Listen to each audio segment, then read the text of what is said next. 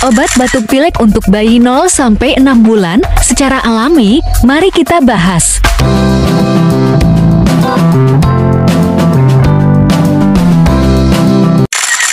Nomor 1. Menggunakan uap air hangat. Cara yang pertama untuk mengatasi batuk dan pilek bayi secara alami adalah dengan menggunakan uap air hangat. Langkah ini sejak dulu terbukti ampuh melegakan hidung tersumbat, serta dapat mengencerkan dahak yang ada di tenggorokan. Kamu tinggal meletakkan sebaskom air hangat di tempat yang uapnya dapat dihirup oleh bayi, biar efeknya makin terasa. Mama-mama juga bisa menambahkan essential oil atau minyak kayu putih untuk mengatasi batuk pilek. Nomor 2. Menggunakan cairan salin. Cairan salin adalah larutan garam steril yang berguna untuk mengencerkan dahak atau lendir yang ada di hidung serta tenggorokan.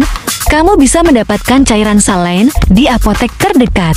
Untuk menggunakannya terlebih dahulu memposisikan kepala bayi sedikit mendongak ke atas, lalu dengan pipet karet yang steril, teteskan cairan salin tersebut ke hidung bayi sebanyak 2-3 tetes. Diamkan dulu setengah menit tanpa mengubah posisi kepala bayi. Kemudian, kamu bisa melanjutkannya dengan membersihkan hidung si kecil. Nomor 3. Memandikan bayi dengan air hangat. Buat melegakan pernapasan bayi karena lendir tersumbat, mama-mama juga bisa dengan mencoba memandikan si kecil dengan air hangat.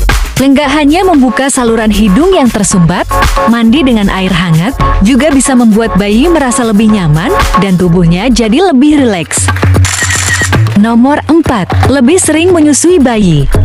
Ternyata cara yang paling sederhana untuk mengatasi batuk pilek pada bayi adalah dengan lebih sering menyusuinya. Sebagaimana diketahui, di dalam ASI terkandung banyak nutrisi yang dibutuhkan oleh bayi, tak terkecuali buat melawan berbagai virus.